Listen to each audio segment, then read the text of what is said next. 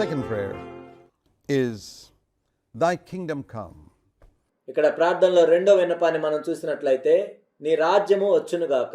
You know, all the corruption on this earth and evil ఈ లోకంలో ఉన్న చెడు మరియు అవినీతి మనం చూసినట్లయితే is because this kingdom is not being ruled, this earth is not being ruled by God. ఎందుకంటే ఈ భూలోకం అనేది దేవుని చేత పరిపాలించబడట్లేదు, It's being ruled by the devil. అపవాది చేత పరిపాలించబడుతుంది. And that's why there's bribery, there's corruption, అందుకే ఈ లంచాలు, అవినీతి, there's evil, there's immorality, there's చెడు, అనైతికత, all types of evil, and men are suffering like anything. అనేక రకమైన చెడ్డ విషయాలు ఉన్నాయి. మానవులు ఎంతో బాధించబడుతున్నారు. Little children are suffering. చిన్న పిల్లలు బాధించబడుతున్నారు. What should we pray? Lord, when will you come back, Lord Jesus? మనం ఏమని ప్రార్థించాలి? ఓ యేసుక్రీస్తు ప్రభువా, మీరు ఎప్పుడు మరలా తిరిగి వస్తారు? And establish your kingdom on this earth. That's the second thing we need to be concerned about. ఈ భూమి మీద మీ రాజ్యాన్ని ఎప్పుడు స్థాపిస్తారు? మనము పట్టించుకోవాల్సిన రెండో విషయం ఇది. And the church, సంఘాన్ని మనం చూసినట్లయితే, I don't mean the physical building called the church, సంఘం అంటే ఏదో భౌతిక సంబంధమైన భవనం కాదు, or a denomination called the church. లేక ఒక మత సంబంధమైన శాఖ కాదు. I'm saying the group of people who call themselves Christians. క్రైస్తవులు కూడుకోవటాన్ని నేను సంఘం అంటున్నాను. We Christians are supposed to manifest to people what the kingdom of God is like. క్రైస్తవులమైన మనము ప్రజలకు ఏం చూపించాలంటే దేవుని యొక్క రాజ్యము, క్రీస్తు యొక్క రాజ్యం ఎలా ఉంటుందో చూపించాలి. The church, the fellowship of people, of God's people, is supposed to show others. దేవుని యొక్క పిల్లల యొక్క సహవాసము, సంఘము ఇతరులకు ఈ విధంగా చూపించాలి. This is what God's kingdom is like. దేవుని యొక్క రాజ్యం అంటే ఎలా ఉంటుంది? It should be a taste that we give to the world ఈ లోకానికి ఆ రుచి చూపించాలి. about what God's kingdom is like. దేవుని యొక్క రాజ్యం ఎలా ఉంటుందో మనం చూపించాలి. But there again we find most Christians are a great failure ఇక్కడ మనం చూసినట్లయితే అనేక మంది క్రైస్తవులు ఎంతో ఘోరంగా ఓడిపోయారు ఈ విషయంలో. when it comes to demonstrating the principles and values of God's kingdom. దేవుని యొక్క రాజ్యం యొక్క విలువలు, నియమాలు ఎలా ఉంటాయో ఈ లోకానికి చూపించే విషయంలో ఎంతో ఘోరంగా ఓడిపోయారు. And so we need to repent of that. కాబట్టి ఈ విషయంలో మనం ఎంతో మారు మనసు పొందాలి. Say, Lord, we really want your kingdom to come here on this earth. ఓ ప్రభువా, ఈ భూమి మీద మీ రాజ్యము రావాలి. We really long, first of all, in these little pockets where you've established Christians coming together. ఓ ప్రభువా, మొట్టమొదటిగా మీరు ఎక్కడైతే క్రైస్తవులు కూడుకునేటట్లు చిన్న చిన్న ప్రదేశాల్లో పెట్టారో అక్కడ రావాలి. Let them manifest the principles of your kingdom properly. మీ రాజ్యాన్ని, మీ రాజ్యం యొక్క నియమాలను మొట్టమొదట వాళ్ళు చూపించాలి సరిగా. And Lord, come from heaven and set up your kingdom on this earth soon. ఓ ప్రభువా, మీరు పరలోకం నుండి దిగివచ్చి ఈ భూమి మీద త్వరగా మీ రాజ్యాన్ని స్థాపించండి. And relieve the pain and suffering humanity. కాబట్టి ఎంతో బాధల్లో, శ్రమల్లో ఉన్న ఈ మానవాళిని మీరు కాపాడండి. However much we do, we'll try and do our best మనము ఎంత బాగా చేసినా, మన శాయశక్తిలో ప్రయత్నించినా for suffering humanity and help people in every way. శ్రమల్లో ఉన్న ఈ మానవాళికి సహాయం చేయటానికి, The orphans, the widows, the అన్ని రకాలుగా మానవులకి మనం సహాయం చేయటానికి ప్రయత్నించిన అనాథల గురించి, విధవరాళ్ల గురించి, poor, the suffering, the sick, పేదవాళ్ల గురించి, రోగాలతో బాధపడుతున్న వారి గురించి, and everybody else. మిగిలిన వాళ్ళందరి గురించి. But whatever we may do, it'll be a drop in the bucket. మనం ఎంత చేసినా సరే అది బకెట్లో ఒక చిన్న నీటి బొట్టు వంటిదే. Because the need is so vast. ఎందుకంటే ఈ అవసరం అనేది చాలా విస్తారమైనది. The ultimate solution for this world is the return of Jesus Christ from heaven. ఈ లోకానికి అంతిమ పరిష్కారం ఏంటంటే యేసుక్రీస్తు ప్రభువారు పరలోకం నుండి భూమి మీదకి రావటమే. When he establishes his kingdom on earth, his kingdom of peace. భూమి మీద ఆయన రాజ్యాన్ని స్థాపించినప్పుడు ఆ శాంతి సమాధానములు గల రాజ్యాన్ని స్థాపిస్తాడు. And we should have a burden that should come soon. అది త్వరగా రావాలని మనం భారాన్ని కలిగి ఉండాలి. So that's the second prayer. అది ప్రార్థనలో రెండవ విన్నపము. And the third is, Lord, thy will be done on earth as it is in heaven. మూడవది ఏంటంటే, నీ చిత్తము పరలోకమందు నెరవేర్చున్నట్లు భూమి యందును నెరవేరునుగాక. Well, first of all, in our own lives. It's no use asking for God's will to be done on earth if you don't want it to be done in your own life. మొట్టమొదటిగా అది మన సొంత జీవితంలో జరగాలి. నీ సొంత జీవితంలో ఆయన చిత్తం జరగకుండా అన్ని చోట్ల ఆయన చిత్తం జరగాలని అడుగుటలో ఎటువంటి అర్థం లేదు. If you're not serious about reading the Bible to find out what God's will is, దేవుని చిత్తం ఏంటో గ్రహించడానికి నీవు బైబిల్ చదివే విషయంలో తీవ్రంగా లేనట్లయితే, How can you have God's will done on earth if it's not being done in your own life, first of all? మొట్టమొదటిగా నీ సొంత జీవితంలోనే దేవుని చిత్తం జరగకుండా భూమి మీద దేవుని చిత్తం జరగాలి అని అడిగితే ఏముంది దాంట్లో అర్థం? So let's pray that God's will be done in our life. కాబట్టి మన జీవితంలో దేవుని చిత్తం జరగాలని మనం ప్రార్థించాలి. Lord, I want your will to be done ఓ ప్రభువా, నీ చిత్తం జరగాలి in my life as it is done in heaven. పరలోకమందు జరుగునట్లు నా జీవితంలో నీ చిత్తం జరగాలి. How is God's will done in heaven? పరలోకంలో దేవుని చిత్తం ఎలా జరుగుతుంది? The angels don't go running around doing something or the other for God. Sometimes దేవదూతలు ఎలా పడితే అలా వెళ్ళి దేవుని కోసం ఏదో ఒకటి చేయటం అలా ఉండదు. Christians are told, come on, go and do something for God. చాలా మంది క్రైస్తవులు చెప్తుంటారు, వెళ్ళండి, వెళ్ళి ఏదో ఒకటి చేయండి దేవుని కోసం. God doesn't want you to do that.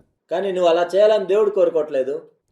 What do the angels do? What does the angel Gabriel do? He waits దేవదూతలు ఏం చేస్తారు? దేవదూత అయిన గాబ్రియేల్ ఏం చేస్తాడు?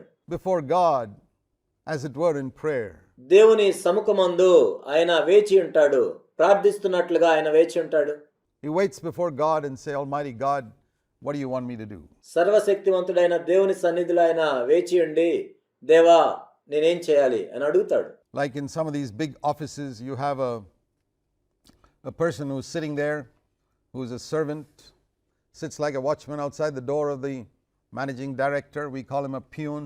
చాలా పెద్ద పెద్ద ఆఫీసుల్లో మనం చూసినట్లయితే మేనేజింగ్ డైరెక్టర్ లోపల కూర్చొని ఉంటాడు, బయట ఒక వ్యక్తి నిలబడి ఉంటాడు, ఆయన్ని ప్యూన్ అని మనం పిలుస్తాం.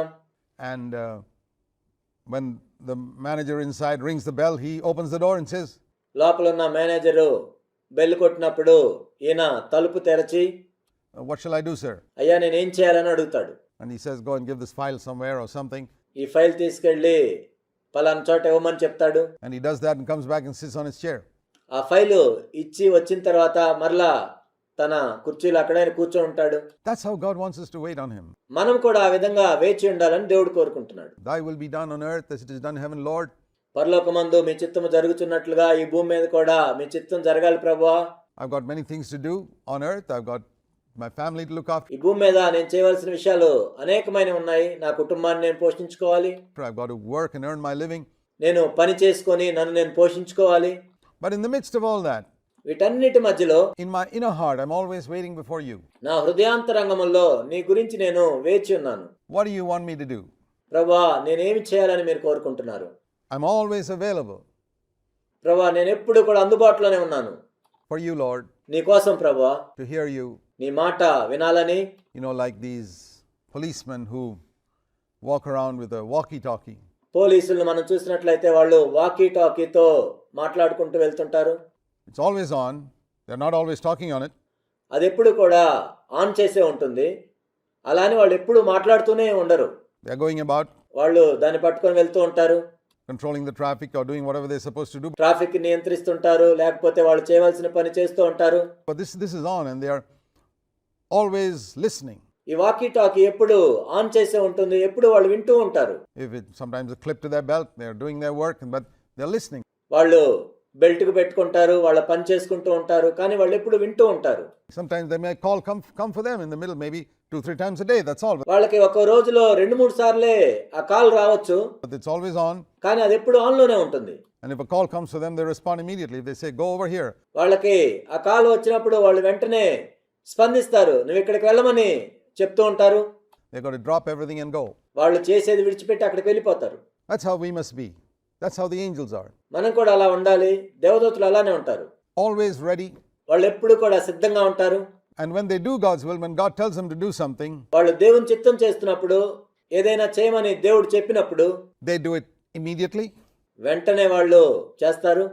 They drop whatever they're doing వాళ్ళు చేస్తున్నది ఏం చేస్తున్నా సరే విడిచిపెడతారు, and do it. చేస్తారు. You're praying that God's will be done in your life like that.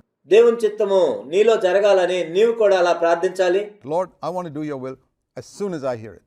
Immediately. ఓ ప్రభువా, నేను విన్న వెంటనే నీ చిత్తాన్ని నేను చేయాలి. They do it joyfully. వాళ్ళు ఎంతో సంతోషంగా దీన్ని చేస్తారు. They don't do it with a long face or grumblingly or complainingly. వాళ్ళు ఏదో ఫిర్యాదు చేస్తూ సణుక్కుంటూ ముఖాన్ని చిన్నబుచ్చుకొని వెళ్ళరు. They do it joyfully. వాళ్ళు ఎంతో సంతోషంగా చేస్తారు. And third, they do it completely. మూడవదిగా వాళ్ళు సంపూర్ణంగా చేస్తారు. They don't do a half job and come back. వాళ్ళు ఏదో సగం పని చేసి వెనక్కి రారు. When Jesus said on the cross, "It is finished," యేసుక్రీస్తు ప్రభువారు ఆ శిలువ మీద సమాప్తమాయెను అని చెప్పినప్పుడు it is a principle by which he lived all through life. ఆ నియమం ప్రకారం ఆయన తన జీవితం అంతా కూడా జీవించాడు. If his mother told him to go and bring a bucket of water from the village well, తన తల్లి గ్రామంలో ఉన్న బావిలో నుంచి ఒక బకెట్ నీళ్లు తీసుకొని రమ్మన్నప్పుడు when he was a little 12-year-old boy, he wouldn't bring a half bucket. ఆయనకు 12 సంవత్సరాల వయసు ఉన్నప్పుడు ఆయన సగం బకెట్ నీళ్లు తీసుకొని రాలేదు. He'd bring a full bucket. ఆ బకెట్ నిండా నీళ్లు తీసుకొని వచ్చాడు. These are little things. ఇవన్నీ చిన్న చిన్న విషయాలు. Thy will be done on earth as it is done in heaven. పరలోకమందు జరుగుతున్నట్లుగా ఈ భూమి మీద నీ చిత్తము జరుగునుగాక. Lord, I want to do your will, waiting on you. ఓ ప్రభా, నేను నీ చిత్తం చేయదలుచుకున్నాను, మీకోసం నేను వేచి ఉన్నాను. And when I hear your voice, to do it immediately, మీ స్వరాన్ని విన్న వెంటనే నేను చేస్తాను ప్రభా, joyfully సంతోషంగా చేస్తాను, and completely. సంపూర్ణంగా చేస్తాను. That's how I want to do your will. ఆ విధంగా మీ చిత్తం నేను చేయదలుచుకున్నాను. And I want this to be done all over. I want it to be done in my family. తర్వాత నా కుటుంబంలో మీ చిత్తం జరగాలని నేను కోరుకుంటున్నాను. I want it to be done like that in my local church.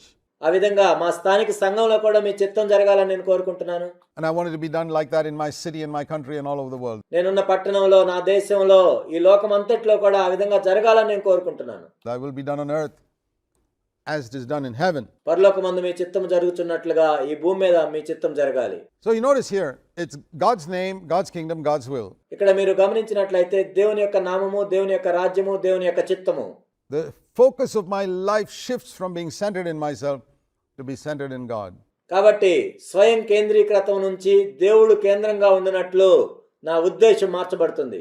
You know, when Adam chose to eat of the tree of knowledge of good and evil, మంచి చెడ్డల తెలివినిచ్చు వృక్ష ఫలాన్ని తినటానికి ఆదాము నిర్ణయించుకున్నప్పుడు he was actually choosing a life centered in himself.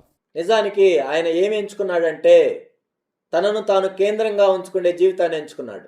From now on, I want to be centered in myself. I don't want to be centered in God. ఇప్పటి నుండి నాకు దేవుడు కేంద్రంగా ఉండడు కానీ నాకు నేనే కేంద్రంగా ఉంటాను. The tree of life was a choice to be centered in God. He didn't want that. జీవవృక్షం అయితే దేవుడు కేంద్రంగా ఉండే జీవితానికి సాదృశ్యంగా ఉంది కానీ ఆదాము దాన్ని కోరుకోలేదు. Now, Jesus has come to bring us back to the tree of life, యేసుక్రీస్తు ప్రభువారు ఎందుకు వచ్చారంటే మనల్ని మరలా జీవవృక్షం దగ్గరికి తీసుకొని రావడానికి. to have a life centered in God, because that is having our head up. దేవుడు కేంద్రంగా ఉండే జీవితంలోనికి మనం తీసుకొని రావాలి. ఆ విధంగానే మన తల పైన ఉంటుంది. When you're centered in yourself, you're walking on your head నీకు నువ్వే కేంద్రంగా ఉన్నట్లయితే నీ తలతో నువ్వు నడుస్తున్నట్లుగా ఉంటుంది. with your feet up. It's all upside down. నీ కాళ్ళు పైకుంటాయి, అదంతా తలకిందులుగా ఉంటుంది. When it says in Acts 17:11 that Paul and the other apostles, people said they're turning the world upside down, what they should have said is they're turning the world right side up. అపోస్తల కార్యములు 17:11లో పౌలు మరియు మిగిలిన అపోస్తలందరూ కూడా ఈ లోకాన్ని తలకిందులుగా మారుస్తున్నారు అని చెప్పేదానికి బదులుగా వారు లోకాన్ని తల పైకుండేటట్లు సరిగా మారుస్తున్నారు అని చెప్పాల్సింది. It looks upside down because everybody else is walking upside down. వాళ్ళు తలకిందులుగా చేస్తున్నట్లు ఎందుకు కనపడిందంటే అనేక మంది తలకిందులుగా నడుస్తున్నారు కాబట్టి. But it is actually right side up. కానీ నిజానికి వాళ్ళు చేసింది ఏంటంటే వాళ్ళ తల పైకుండేటట్లు సరి చేస్తున్నారు. They were telling people to be centered in God, to put God first in their life. దేవుణ్ణి కేంద్రంగా ఉంచుకోండి, దేవుణ్ణి ప్రథమంగా ఉంచుకోండి అని ప్రజలకు తెలియజేస్తున్నారు. That's what Christ came to do. ఆ విధంగా చేయటానికే క్రీస్తు వచ్చాడు.